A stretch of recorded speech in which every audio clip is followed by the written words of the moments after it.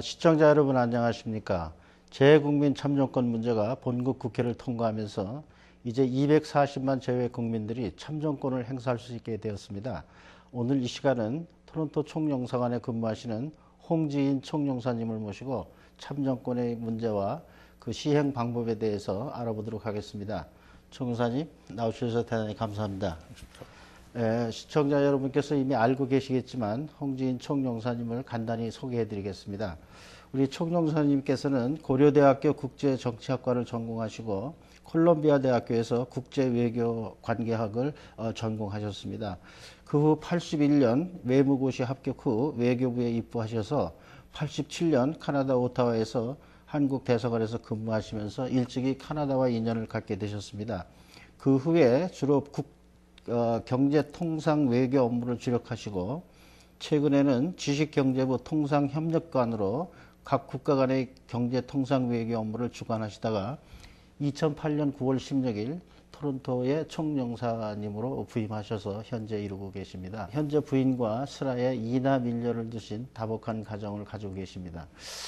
소개가 잘 됐는지 모르겠습니다. 제가 너무 경력이 많으셔서 그것을 중간중간 제가 추리느라고 중요한 것들만 추렸습니다.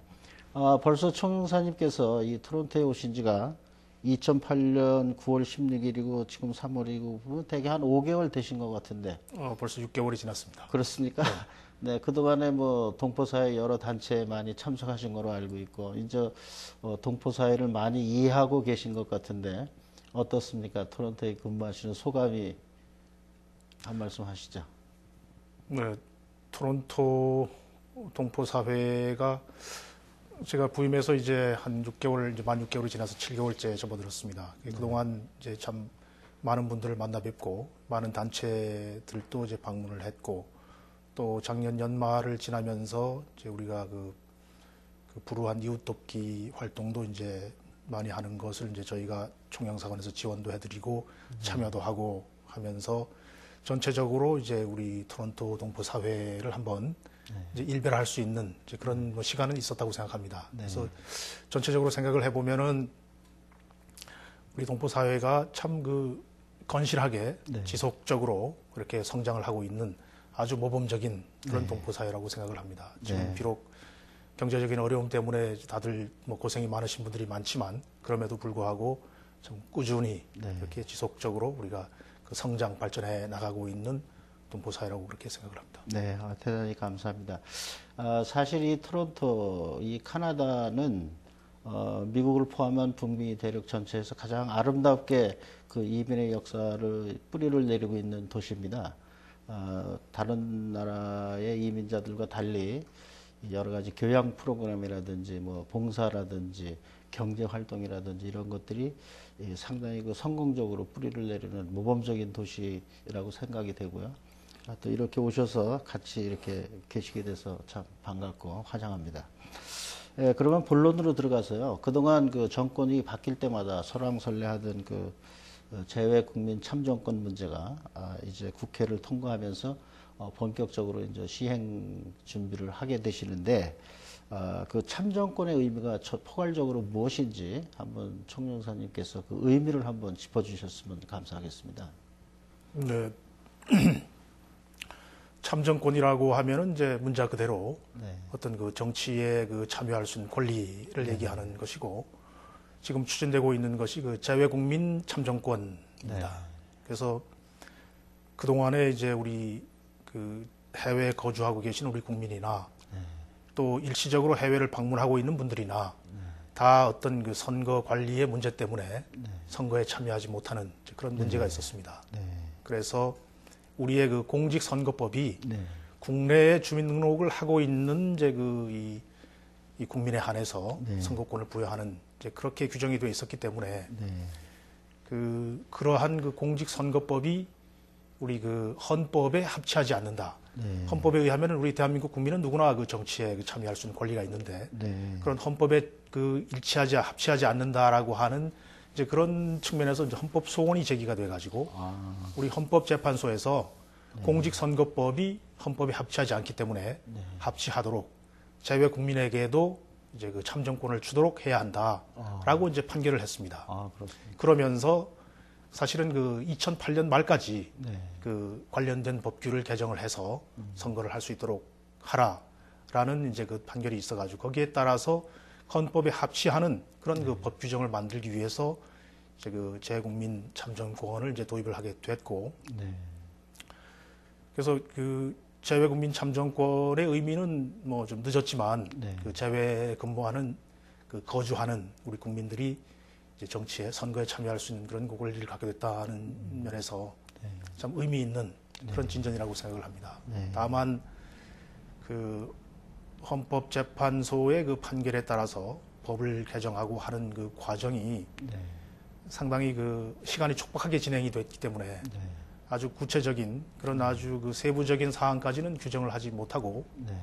아주 기본적인 그런 네. 방향만 지금 이제 그 설정이 되어 있는 이제 네. 그런 상황입니다. 아, 그래서 앞으로 여러 가지 보완해야 할 점도 많고 네. 또 실제로 이제 앞으로 그 선거를 하게 되면 네. 정비해야 할 이제 여러 가지 요소들이 있고 네. 또 구체적으로 어떻게 이제 그 투표를 하고 하는 이제 그런 네. 지금 아주 기본적인 방향은 나와 있습니다만은 네. 아주 그 세부적인 사항에 대해서는 지금부터 준비를 해 나가야 하는 이제 그런 네. 과정이 있습니다. 아, 그렇군요. 그 이번에 그 참정권 법안 그러면 포괄적으로 그 안에 어떤 법안들이 포함됩니까? 구체적으로 이제 이 재외국민이라고 하면 네. 아까 말씀드린 대로 이제 이 단기간 해외를 방문하고 있는 국외 부재자가 네. 있습니다. 그 다음에 해외에 이제 거주하고 있는 네. 이제 분들이 있는데 그런 경우에는 이제 그 재외 선거인이라고 네. 이제 저희가 네. 부르고 있습니다. 그래서 크게는 이제 그 두 부류로 이제 나누어서 네. 재외 그러니까 그 국외 부재자의 경우에는 네. 국내에서 지금까지 해왔던 것처럼 그런 그 부재자 투표를 준용하는 그런 형식의 이제 그 투표가 이제 시행되게 되고 네. 재외 선거인에 대해서는 이제 국내에 어떤 그 주민등록이나 그런 그 어떤 거소 신고가 되어 있지 않기 때문에 네. 일단 새로운 이제 차원에서 그 재외 선거인으로서 이제 선거에 참여하게 되는 그래서 기본적인 그 법규는 네. 이제 그 공직선거법을 이제 기본적으로 이제 네. 그 개정을 했고 네. 공직선거법에 따르는 이제 구체적인 시행령, 네. 시행규칙 이런 것들이 이제 차례로 정비되어 나가고 있는 그런 이제 과정이 있습니다. 네. 참 뭐 역사적으로 그 이 참정권 문제가 약 한 30년 정도 거론하다가 이제 이런 단계에 이르게 된 건데 상당히 의미가 있다고 생각이 됩니다. 한국에 여러 가지 투표가 있겠지만 전 국민들이 참여하는 국민투표라든지 대통령 선거라든지 주민투표라든지 여러 가지 투표에 이렇게 참여할 수 있다는 것이 상당히 의미가 있다고 생각이 되는데요. 그 요번에 통과된 재외국민투표법 그러면 어떤 선거가 그 안에 포함이 됩니까? 우선 그 대통령 선거에 네. 참여할 수가 있고 네. 그 다음에 그 국회의원 선거 중에서 네. 특히 그 임기가 만료돼서 실시되는 선거, 국회의원 선거에서 네. 그 전국 그 비례대표제 선거에 참여할 수 있습니다. 그래서 그 일단 아까 말씀드린 그 두 가지 부류로 나눌 수 있다고 그랬는데 네. 그 국외 부재자의 경우에는 네.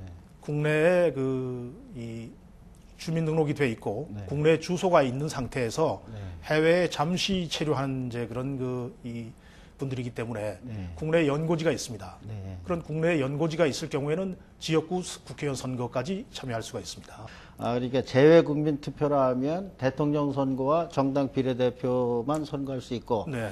그리고 거소 쪽이 신고돼 있는 그 주민등록 거주지를 가지고 계신 분은 지역구 국회의원과 지방선거에도 참여할 수 있다. 네, 그래서 우리 그 영주권을 가지신 분들도 네. 국내에 이제 그 귀국을 하셔가지고 오래 그 거주를 하시면서 네. 국내에 거소 신고를 하시면 네. 그 거소 신고를 하신 그 연고가 생긴 그 지역구의 선거에 참여하실 수가 있습니다. 아, 그렇군요.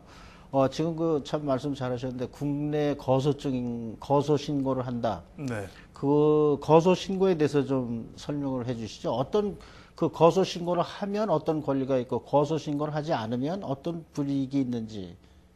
거소 신고라는 것이 도대체 어떤 겁니까? 그러니까 국내에 가서 이제 체류를 하시게 되면 네. 국내에 아무래도 이제 거주지가 있으시지 않겠습니까? 그렇죠. 국내에서 이제 그 거주지를 신고하시는 거죠. 그러시면 국내에 계시는 분들이 그 주민등록 신고를 하는 것과 마찬가지입니다.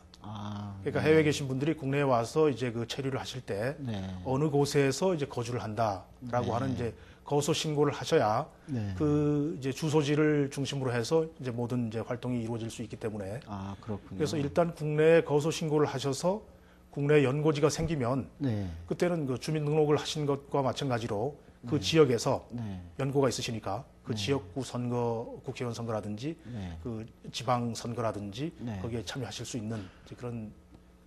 그러면 지금 한국서 어떤 지역에서 선거가 진행 중에 있다. 그리고 나는 거소가 확실한 사람이다. 그러면 여기에서 투표를 할 수 있다는 겁니까? 그분이 거기 들어가서 할 수 있다는 겁니까? 그러니까 국내에서 이제 투표를 하시는 거죠.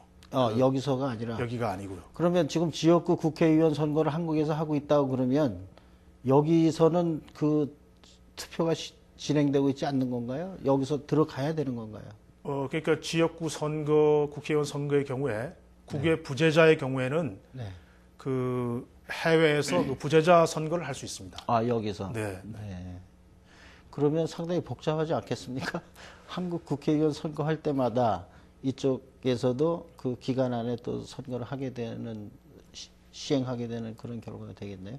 국내에서 선거하는 그러니까 총선, 철마다. 그러니까 임기가 만료돼서 전체적으로 실시되는 네. 그런 그 선거에 맞추어서는 이제 여기서도 해외에서도 선거를 하는 그렇군요.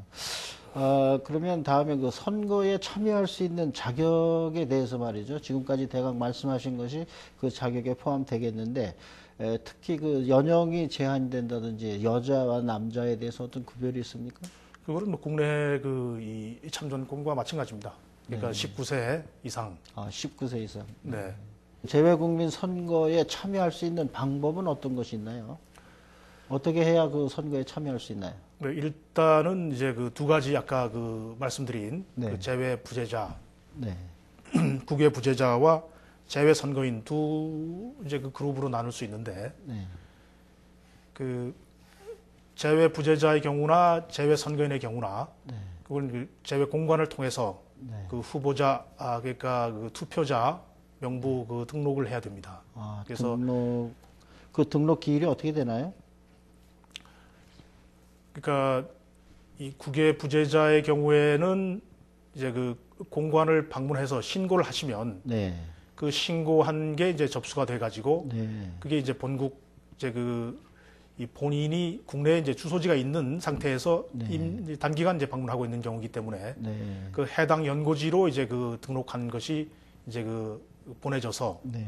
그 해당 연고지에서 이제 그게 이제 명부가 이제 최종적으로 이제 작성을 하게 됩니다. 그다음에 여기에서 여기에서 영사관에 신청을 해서 네. 영사관에서 이제 한국에서 이제 조회를 해서 한국서 그 선거일천에 유권자 투표권을 이렇게 발행해주고 그런 절차가 네, 그러니까 150일 이전에서 네. 60일 그 사이에 일단 그 공관을 직접 방문하셔가지고 일단 그 투표자 명부 등록 신청을 하셔야 됩니다. 그거는 그 부재자나 아니면 재외 선거인이나 마찬가지입니다. 직접 오셔가지고 이제 그 투표를 하는 그 투표자 명부에 이제 등록을 하시게 되면 거기에 이제 그 본인 주소, 성명 같은 게 다 등록이 되면 그게 다 이제 그 재외 선거인의 경우에는 그 국내에 특정 연고지가 없기 때문에 중앙선거관리위원회로 가서 그게 전체적으로 이제 그 명부가 작성이 되고 연고지가 있는 이제 그 이 부재자들의 그 신고 사항은 그게 이제 관할 지역으로 가서 구, 시, 군으로 가서 이제 투표자 명부가 이제 쭉 작성이 되면 그다음에 이제 각 이제 이 재외 선거인의 경우에는 중앙선거관리위원회에서 그다음에 부재자의 경우에는 해당 그 지역 군, 시, 군, 구에서 이제 본인들한테 이제 투표용지를 송부를 하게 됩니다. 우편으로 국제 우편으로 송부를 해주면 그거를 이제 그 투표하실 분들이 이제 그 투표용지 같은 걸 받으시지 않습니까? 받으시게 되면 그 투표용지를 가지고 공관에 와서 그 투표하는 장소는 이제 공관에 설치를 하게 되어 있습니다. 한 군데만 설치를 하게 되어 있고 부득이 그 공관이 너무 이제 무슨 협소하다든지 투표를 할 수 있는 그런 그 여건이 못 된다든지 하면 다른 장소를 선택을 해서 이렇게 설치를 할 수 있게 그런 돼 있습니다. 네, 그래서 그렇군요. 공관에 오셔서 투표를 하시면 네, 그거를 모아서 다시 이제 공관에서 중앙선거관리위원회, 그다음에 해당 시, 구로 보내면 거기서 이제 개표가 이루어지게 그렇게 되어 있습니다. 그렇군요.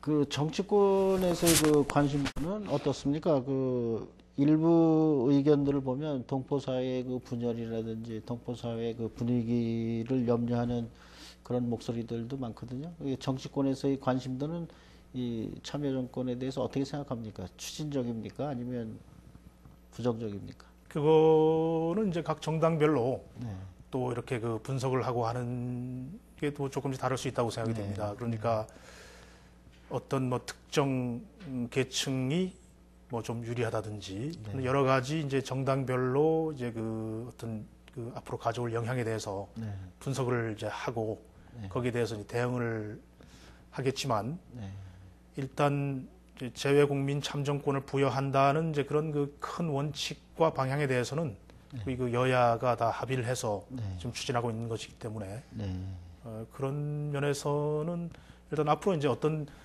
이제 그 각 정당이 정책을 가지고 이제 그 해외에 있는 유권자들을 이제 설득을 해서 지지를 확보할 수 있는지 그거는 뭐 각 정당의 활동에 달렸다고 보겠죠. 네. 그 이곳 카나다 정부에서는 어떤 입장가요? 어떤 입장을 취하고 있나요? 그 한국 정치 활동을 하는 것에 대해서 이 카나다에서는 어떻게 생각하시는지 또 그 카나다에 살고 있는 다른 민족들도 우리와 같은 이런 그 정치 활동을 하고 있는 민족들이 있는지 혹시 아시면 말씀. 네, 캐나다 정부가 어떻게 생각하는지에 대해서는 아직 뭐 저희가 공식적으로 캐나다 정부의 입장을 타진을 하거나 네. 아직 그런 그렇게 단계는 해보지는 아니- 않습니다. 네. 또 저희는 또 총영사관이기 때문에 네. 캐나다 정부와 직접 또 이렇게 또 이 의견을 교환하는 것은 또 대사관의 몫이기 때문에 네. 그렇습니다만은 그렇군요. 그 캐나다 같은 경우에는 이제 이 선진국이고 여러 가지 법과 제도가 잘 정비가 돼 있고 또 우리 기본적으로 이제 이민을 받아들이는 사회고 네. 또 여러 국가들에 대해서 이제 또 이중 국적이 허용되는 경우도 많기 때문에 뭐큰 문제가 되지는 않을 것으로 생각합니다. 그렇지만은 경우에 따라서는 이제 그 특정 국가 내에서 어떤 이런 그 이 외국의 국민들이 네. 어떤 그 정치에 참여하는 활동에 대해서 매우 아주 그 이 센시티브하게 생각하는 나라도 있을 수 있고 네. 거기에 대해서 또 이의를 제기하는 나라도 있을 수는 있죠. 그러니까 그런 것들 때문에 이제 자유국민 참정권 문제가 지금까지 상당히 지연되어 온 그런 한 요인이라고 볼 수도 있겠고요. 그다음에 그 다른 나라들의 경우에는 뭐 여러 나라가 이런 그 자유국민 그 참정권 제도를 이제 시행을 하고 있습니다. 아, 그렇군요. 뭐 가까운 예를 들면 일본 같은 경우에도 아주 오래 전부터 자유국민 이제 참정권 제도를 시행을 하고 있고 마찬가지입니다. 일본의 경우에도 투표는 반드시 그 공관 한 군데에서만 네. 그러니까 우리 그 자국의 어떤 주권이 미치는 그런 지역이기 때문에 네. 그다음에 다른 지역에서 또 그런 그 말씀하신 대로 정치 활동을 하면 문제 소지도 있을 수 있기 때문에 그래서 반드시 이제 공관에서 투표를 하게 돼 있습니다. 그리고 뭐 여러 나라 이태리라든지 그런 나라들도 이제 그 재외국민 투표를 하고 있고 그 제도는 뭐 조금씩 다릅니다만. 네. 그렇군요. 뭐, 총 의사님께서도 이제 토론토에 오래 계셔서 아시겠지만, 최근에 그 한인회 회장단 선거 문제가 상당히 그 난해하게 그 서로 그 대립 양상을 보이고 있지 않습니까? 네. 사실 상당히 부끄러운 일이고, 이런 것들이 그 어떤 역사의 오점을 남기는 것이 쉽게 지워지지 않는 문제들인데, 앞으로 이 참정권 문제를 이제 관리하시게 될 텐데, 그 선거 관리는 어떻게 하게 됩니까? 이게 아까 말씀하신 것 같이 어떤 선거 종류에 따라서 중앙선관위원회 소관이 될 수도 있고 지역선관위원회 소관이 될 수도 있겠는데, 이것 아까 말씀하신 것 같이 그 치외법권 지역, 일본 같은 예에는 공권력을 행사할 수 있는 장소에서만 허용이 된다. 그렇게 이제 말씀하셨는데, 그 선거 관리를 이쪽 토론토 지금 이 온타리오에서는 어떻게 해야 되는지. 그래서 기본적으로 이제 그 선거 관리는 헌법기관인 그 중앙선거관리위원회의 소관입니다. 네. 그러니까 우리 그 제외 선거인은 이제 그 중앙선거관리위원회에서 전체 관할을 하고, 그다음에 국외 부재자의 경우에는 이제 그 연고 지역에서 이제 관할을 한다고 했지만, 그 연고지 지역에서도 이제 그 선거관리위원회가 다 있기 때문에 거기서 이제 관할을 합니다. 그래서 앞으로 이제 자유국민 이제 투표를 하게 되면 기본적으로 이제 그 전체적인 이제 그 선거관리는 중앙선거관리위원회에서 그 관장을 하면서, 그래서 그 각 그 공관이 이제 소재하고 있는 지역에 제외 선거관리위원회라는 걸 설치하게 됩니다. 아, 네. 그렇지만은 현실적으로 이 투표 관리나 이제 선거와 관련된 모든 이제 사무, 행정을 어떤 공관에서 할 수밖에 없기 때문에 그렇죠. 제외 공관장이 제외 투표 관리관이 됩니다. 그러니까 이중 이제 이런 이 특별 임무를 부여받게 되시는 거군요. 이중 그 기간 시스템을 도입을 해가지고 그래서 제외 선거관리위원회에서는 그 일단 이론상으로 전반적인 그 선거 관리에 관한 뭐 참관인을 선정한다든지 뭐 선거 그 시기를 결정한다든지 어떤 뭐 인원을 갖다가 이렇게 운영을 한다든지 하는 이제 그런 전반적인 선거 관리에 관한 사항을 중앙선거관리위원회가 주관하는 거기에는 물론 이제 그 중앙선거관리위원회가 임명하는 이제 그 위원 2명, 그다음에 각 이제 그 원내 교섭단체 정당이 임명하는 위원 1명씩, 그다음에 또 공관장이 또 임명하는 또 공관장이나 혹은 이제 공관장이 이제 추천하는 공관 직원이 1명이 또 이렇게 그게 포함이 되게 돼 있고 그렇게 해서 이제 위원회를 구성을 해가지고 이제 그 위원장은 이제 그 공관장은 위원장이 될 수 없습니다. 거기에 선거관리위원회에는. 그 대신에 공관장은 투표관리관, 그러니까 전체적으로 실질적으로 이제 투표관리에 관한 모든 행정 사무를 실질적으로 이제 관장을 하게 되는 거죠. 그래서 이중적인 이제 그런 그 시스템으로 이제 이렇게 그 관리를 하게 되어 있습니다. 그러면은 이게 온타리오 같은 경우에 말이죠. 뭐 온타리오뿐이 아니라 이제 카나다 전체 뭐 다른 나라도 마찬가지 그 경우가 되겠습니다만은 그 투표하는 방법은 어떤 방법을 하게 되나요? 그러니까 아까 말씀드린 대로 이제 그 제외 선거인 등록을 하게 되면 공관에 직접 오셔가지고 등록을 하시고, 그 다음에 그 국외 부재자의 경우에는 이제 공관을 경유해서 혹은 이제 지금 아주 확실치 않습니다만 우편으로 부재자 신고를 하게 되면 일단 그 투표용지나 관련 서류를 이제 우편으로 이제 다 받으시게 되지 않습니까? 네, 그렇죠. 그러면 그 이제 투표 관련 그 투표용지와 관련 서류를 가지고 본인이 직접 이제 투표소, 공관입니다. 공관을 방문해서 그 투표를 하시게, 그러면 이제 공관에서는 그 엿새 동안 6일 이내에 그 투표를 할 수 있게 그렇게 되어 있습니다. 그러니까 공휴일을 포함을 할 수 있고 해서 6일 동안 이제 공관에 이제 투표소를 설정을 해서 그러면 그 아침 10시부터 오후 5시까지 시간 중에 오셔가지고 투표를 하시게 되면 그 투표한 걸 매일매일 그걸 이제 그 카운트를 해서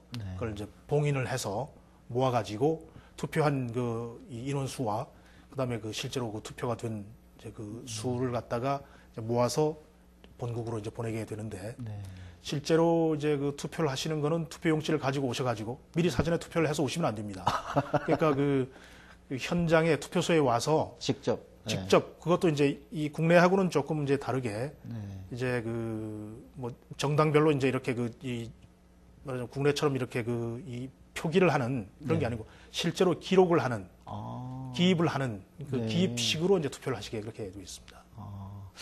아무래도 그 투표율을 좀 높이기 위해서는 지역마다 좀 형편이 다르고 다 환경이 다르겠지만 그것이 좀 어떻게 다른 방법으로 직접 선거가 아닌 다른 방법으로 고려돼야 되지 않을까 그런 생각도 하거든요. 사실은 아까 말씀하신 것 같이 그 공권력을 행사할 수 있는 지역이 없는 곳, 특히 카나다 같은 데는 너무 광활하기 때문에 아직도 그런 장소가 많지 않습니까? 그런 분들에게는 어떤 다른 방법이 있어야 되지 않을까요? 그래서 그게 지금 상당히 이제 큰 문제로 지금 이렇게 그 거론이 되고 있습니다. 그래서 지금 현 상태로 이제 그 법규에 규정된 바에 따르면 직접 선거라는 문제 때문에 직접 선거고 또 이 투표소를 공관에만 한 군데만 설치를 하게 되어 있기 때문에 예를 들어서 뭐 온타리오 주만 해도 공관을 방문하시는데 뭐 윈저 같은 경우에는 뭐 4시간 그렇죠. 걸리지 않습니까? 네. 그리고 또 특히 저희 그 관할 공간 관할 지역이 매니토바까지 포함을 하는데 위니펙에 계시는 분들이 그 투표를 하러 사실 그 토론토를 방문하시기는 그건 불가능한 거죠. 네. 네. 그래서 과연 그런 현재의 그 제도로 그 투표를 할 경우에 네. 얼마나 많은 분들이 실제로 그 투표에 참여하실 수 있느냐 네. 하는 게 참 큰 문제입니다. 그래서 그렇죠. 사실 뭐 이 입법 과정에서 저희 그 외교부가 실제 선거 관리는 이제 그 중앙선거관리원에서 책임지고 있지만 네. 현실적으로 현장에서 투표 관리를 해야 되는 이제 책임을 지는 것은 이제 외교부와 공관장이 되기 때문에 네. 그런 이제 문제점 때문에 우편 투표 제도를 이제 도입할 것을 저희가 강력하게 네. 건의를 했었습니다. 네. 의견을 냈었습니다.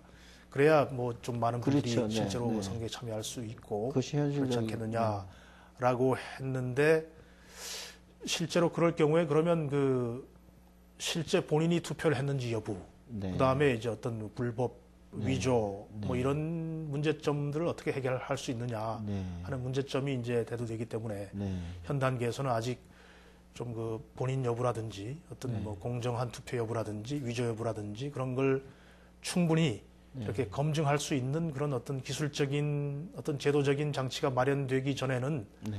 현 단계에서는 아직은 좀 어렵지 않느냐 하는 네. 그런 문제 때문에 우편 투표 제도를 도입을 하지 않았습니다. 네. 그런데 최근에 이제 그 법 개정안이 이제 또 발의가 돼 있고 네.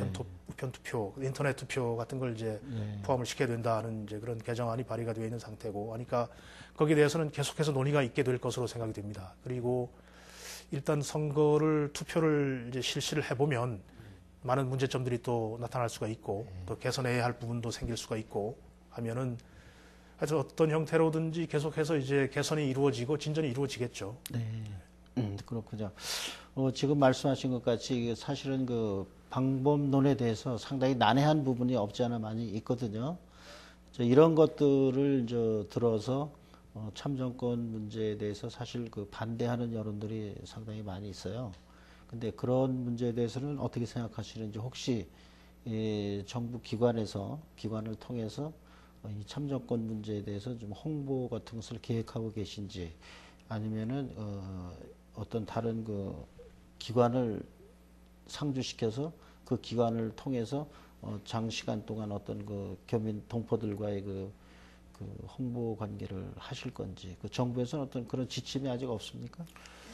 아직 구체적으로 어떤 자유국민 참정권 그다음에 투표 시행에 관해서 이제 우리 국민들을 대상으로 한 홍보를 위해서 네. 어떤 뭐 구체적인 뭐 계획을 세우고 있는 것은 아직 저희가 없고 앞으로 이제 좀 선거 시기가 다가오면 네. 2012년에 이제 처음으로 국회의원 선거 때부터 이제 시작이 되는데 네. 앞으로 3년 정도 시간이 있습니다. 그래서 아마 선거 기간이 다가오게 되면 좀 네. 홍보도 해야 되고 네. 또 어떤 공정한 또 적극적인 참여를 위한 네. 어떤 그런 그 프로그램 같은 것이 도입이 되지 않을까. 네. 어떤 뭐 지침도 그때 가면 오지 않을까 그렇게 생각을 합니다. 아직까지 구체적인 뭐 행사 계획이나 그런 건 아직 아직은 없겠죠. 그 국외 선거 운동 또 이 활동하는 거에 대한 그 합법적인 어떤 그 지침들은 아직 거론되고 있지 않나요? 국외에서 선거 운동을 어떻게 해라. 어떤 것은 하면 안 된다. 뭐 이런 것들이 없나요? 지금 현재로는 아주 기본적인 네. 아주 그 기본적인 그 방향은 이제 이 세워져 있는 상태입니다. 그러니까 네. 앞으로 이제 좀 구체적인 네. 그런 방안이 이제 마련돼야 되겠지만 기본 방향은 이제 그 해외에서의 선거 운동은 네. 국내에서 선거 운동보다 엄격하게 제한적으로 그렇게 관리되어야 되지 않는가 하는 그렇죠. 이제 그런 당연히, 게 이제 네. 기본 방향입니다. 왜냐하면 해외에 계시는 이제 이런 이제 우리 재외 국민들 대상으로 만약에 어떤 이제 그 선거 규정에 어긋나는 그런 행위가 있었다 하더라도 사실 실효적으로 효과적으로 어떻게 이걸 막을 수 있는 네. 제재할 수 있는 네. 이제 그런 방법이 현실적으로 그렇게 효과적인 방법이 없지 않은가 하는 이제 그런 이제 측면 때문에 네.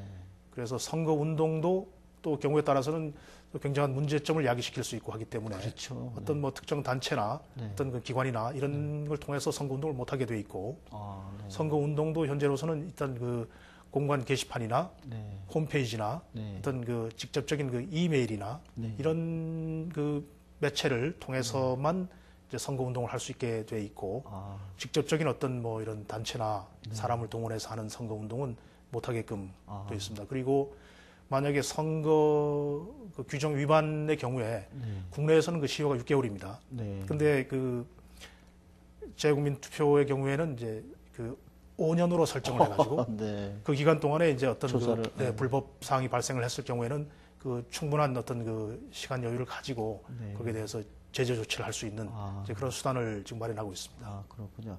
그러면은 그 앞으로 그 정당 활동, 예를 들어서 뭐 각 정당에서 각국의 정치 활동을 전개하기 위한 어떤 단체들을 조직한다. 네. 뭐 그런 가능성도 보이는데요. 네. 각 정당들이 여기에서 조직을 해서 그분들로 하여금 활동을 하게 한다. 그런 것들은 어떻게 되나요? 그것도 합법한가요? 현재로서는 아까 말씀드린 대로 이제 구체적으로 어떤 단체나 네. 그러니까 다른 단체가 아니라 일반 단체가 아니라 각 정당 활동을 할 수 있는 정당 조직을 한다. 예를 들어서 A라는 당이 A라는 지부를 카나다에 설립해서 그 사람들로 하여금 정치 활동을 하게 한다. 이런 것들은 합법한 건가요? 아니면 아직 불법한 건가요? 정당의 어떤 그 후원 단체라든지 네. 정당 조직을 설치하는 그 자체가 뭐 위법은 아니겠죠. 아니지만 그런 그 어떤 뭐 단체가 네. 실제로 어떤 어떻게 선거 운동을 할 수 있느냐 네. 하는 거는 이제 그 앞으로 이제 그 좀 명확하게 규정이 될 겁니다. 그러니까 지금 현재에 그 나와 있는 규정에 따르면 어떤 그런 그 정당 관련 뭐 단체 같은 게 설립될 경우에도 네. 인터넷이나 게시판이나 어떤 인터넷 이메일이나 네. 이런 걸 통해서 이제 선거 운동을 할 수 있지만 네. 실제로 이제 국내에서처럼 단체가 어떤 뭐 사람들을 뭐 이렇게 그 뭐 방문한다든지 네. 하는 것은 앞으로 어떻게 좀 어렵지 않을까 하는 상당히 그 국내에 비해서는 엄격하게 통제를 하겠다는 그런 입장이기 때문에 네. 구체적으로 각 정당이 어떻게 어느 범위까지 선거 운동을 할 수 있다고 허용되는 범위에 관해서는 앞으로 좀 더 구체적으로 그게 그 범위가 설정되지 않을까 그렇게 생각됩니다. 네. 사실은 그 반대 여론을 가지고 계신 분들을 접해보면 사실 그런 걸 많이 염려하거든요. 정당 정치가 여기에 다시 이제 오게 되면, A당, B당 해서 서로 이제 조직을 하게 되면 얼마 되지 않는 그 동포들이 다 그런 당에 소속이 되게 되면 서로 반대와 찬반 여론을 조성시키면서 상당히 그 동포사회의 분위기가 과열될 것이다. 또 선거 문화에 익숙하지 않은 그런 습관들이 이런 데에서 이제 좀 걱정스러운 문제점으로 대두되지 않을까. 네. 이제 그런 것들을 많이 염려하고 있는데, 그런 것들은 이제 어떻게 하든지 하는 뭐 합법적으로 좀 잘 관리가 됐으면 그런 문제가 좀 배제되지 않을까 그런 생각이 들거든요. 네. 그럼 제가 이 참정권 문제는 뭐 대강 그 정도에서 말씀이 충분히 나눠진 것 같고 앞으로 또 시행해 보면서 어떤 과정을 거쳐서 수정할 건 수정하고 또 이렇게 나가지 않을까 생각이 되고요. 총영사님께서는 주로 지금까지 하신 일이 주로 그 경제 통상 분야에 대해서 상당히 정통한 걸로 알고 있고 그래서 거기에 대해서 제가 한 말씀 여쭤보겠습니다.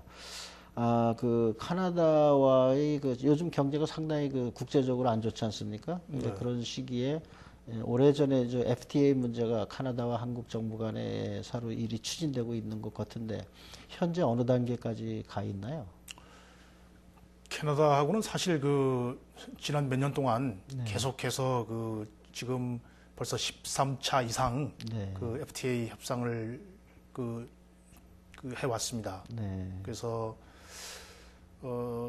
사실상 지금 그 양측 간에 네. 논의돼야 할 사항들은 이제 거의 다 논의된 상태고요. 네. 그래서 그 FTA라고 하는 게 이제 전반적으로 이제 자유무역을 이제 하는 건데 네. 각국별로 다 이제 민감한 분야가 있습니다. 네. 관세를 철폐를 했을 경우에 국내에 이제 그 피해가 이제 그 생길 수 있는 네. 그런 민감한 분야들이 있기 때문에 그런 아주 그 중요한 민감한 분야를 서로 어떻게 그 조화를 시키느냐 네. 해서 이익의 균형을 취하느냐 네. 하는 게 이제 FTA를 타결할 수 있는 이제 가장 이제 그 관건이 되는데 네. 뭐 아시겠지만 이제 그 캐나다하고는 캐나다 쪽에서의 민감 분야는 이제 자동차 산업 분야입니다. 네. 네. 그다음에 우리 쪽의 민감 분야는 아무래도 이제 농산물 농산물 분야고 관계, 네. 특히 이제 쇠고기라든지 네. 그래서 지금 그 캐나다하고는 거의 다 이제 양쪽 입장은 다 확인이 돼 있고 네. 그래서 거의 마지막 단계에 와 있다고 볼 수 있습니다. 그래서 네. 아주 그 민감한 분야에 관한 그 이해관계 조정만 이루어지면 네. 그러니까 뭐 특정 분야에 있어서 서로 이제 그 어떤 상호 받아들일 수 있는 그런 단계에서 어떤 그 의견 조율이 되면 네. 뭐 언제라도 그 타결될 수 있는 그런 아주 최종 단계에 와 있습니다. 그렇지만 FTA가 네. 그 마지막까지 그 타결되기 전까지는 아무것도 이루어진 게 없다라고 이제 우리가 그렇게 그렇죠. 얘기를 하거든요. 네, 네, 그러니까 그렇죠. 하여튼 가장 중요한 고비에 와 있다고 보시면 되죠. 아, 그렇습니다. 그래서 언제든지 이제 그런 부분에 네. 그 이해관계가 그 조정이 될 수 있으면 그 FTA는 언제든지 타결될 수 있는데 네. 문제는 지금 이제 그 세계 경제의 어려움 때문에 네. 또 조금 이제 그 아무래도 FTA 추진에도 지금 또 영향을 뭐 조금 뭐 미치고 있다고 볼 수가 있는데 그럼에도 불구하고 우리의 그 이 기본 적극적인 FTA 추진 정책에 따라 가지고 네. 캐나다하고도 계속해서 협의를 지금 하고 있는 그런 이제 아, 상황입니다. 그렇군요. 되도록이면 빠른 시간 내에 조속히 이루어졌으면 좋겠습니다. 그리고 한 가지 더, 최근에 그 남북 관계가 상당히 그 첨예하게 이렇게 대립하는 양상을 보이고 있는데, 뭐, 안전사고나 이런 문제에 대해서는 뭐 저희들도 걱정을 안 합니다만은, 그 카나다 정부의 입장은 현재 북한과에 어떻게 대처하고 있는지, 또 총영사님으로서의 그 현재 보시는 그 관점은 어떤 건지 간단하게 한번 설명을 해 주시죠. 그 문제는 이제 그 캐나다 정부가 어떤 그 북한의 입장이나 남북 관계를 어떻게 평가하고 있느냐 하는 것은 뭐 사실 그 대사관의 네. 몫입니다. 네. 그래서 뭐 저 개인적으로는 일단 그 남북 관계가 지금 다소 이제 어려운 국면에 처해 있고 네. 북한이 굉장히 아주 그 최근에 와서 네. 국제 사회를 상대로 해서 아주 상당한 그 데몬스트레이션을 지금 하고 있는 이제 그런 네. 상황인데요. 그래서 우리 정부의 기본 입장이 그 이명박 행정부의 그 기본 입장은 지금까지의 어떤 남북 관계를 네. 좀 더 장기적인 시각에서 좀 더 그 호혜적인, 네. 좀 더 건강한 합리적인 그런 관계로 좀 뭐 이렇게 그 정착을 시켜야 되지 않느냐. 네. 그 조건 없이 북한을 도와주는 것이 표면상으로는 어떻게 남북 관계를 이렇게 그 좀 이 상당히 개선된 것으로 보이게 할 수 있을진 몰라도 근본적인 지금까지 그렇게 해서 실질적으로 이루어진 것이 아무것도 없지 않느냐 하는 이제 그런 그 바탕에서 네. 조금 북한이 초기에는 조금 이렇게 그 센시티브한 반응을 보인다든지 네. 남북 관계가 조금 뭐 경색이 된다든지 하는 그런 그 고비를 맞는다 하더라도 네. 좀 더 장기적인 차원에서 좀 더 좀 이 건강한 네. 좀 그 건전한 그런 남북 관계를 차제에 좀 설정을 해야 되지 않느냐 하는 그런 입장을 가지고 저희는 아주 그 이 진지한 태도로 북한에 대해서 언제든지 그 대화를 하고 타협을 하고 또 우리가 남북 간에 합의한 사항은 언제든지 이 우리가 협력하고 이 같이 그 도와나갈 용의가 있다고 최근에 그 3.1절 기념사에서 대통령께서도 이제 말씀을 다시 한번 그렇게 그 원칙을 천명하셨습니다만은 그런 아주 우리가 확고한 원칙을 가지고 지금 그런 입장을 견지를 하고 있고 거기에 대해서는 그 일단 북한 핵 문제 해결을 위해서 참여하고 있는 그 육자회담 참여국가 미국을 비롯해서 네. 최근에 그 한국을 방문한 이제 클린턴 국무장관 방문 시에도 아주 한미 간에는 정말 물샐 틈 없는 그런 그 공조 체제를 유지한다. 오바마 행정부가 들어와서 전혀 그 한미 간의 어떤 협력 관계에 추호의 어떤 그런 이 흔들림도 없다라는 걸 다시 이제 재확인을 했고 그래서 그런 공조 체제를 바탕으로 육자회담 참가국들 간의 아주 긴밀한 협력 체제를 유지해 나가고 있고 국제 사회도 어떤 그런 그 움직임에 같이 참여를 하고 있고 저는 구체적인 최근에 그 캐나다 정부의 반응은 제가 뭐 접해보진 못했습니다만은 캐나다 정부도 우리 정부의 입장을 이해를 하고 네. 아주 확고하게 적극적으로 지지를 해줄 것으로 그렇게 생각을 하고 있습니다. 네, 참 좋군요. 참 대단히 지금까지 말씀 대단히 감사하고요. 시간이 거의 다 된 것 같은데 동포 사회를 위해서 또 참정권 문제와 전체적으로 아우러서 당부의 말씀이 있으면 한 말씀 인사를 나눠주시죠. 네, 아까 모두에도 말씀을 드렸습니다만은 우리 토론토 동포 사회가 아주 모범적인 그런 그 동포 사회로 아까 말씀하셨습니다만은 이제 문화적인 측면에서나 어떤 그 여러 가지 측면에서 아주 모범적인 그런 그 동포 사회를 이루고 있고 꾸준히 성장을 해나가고 있습니다.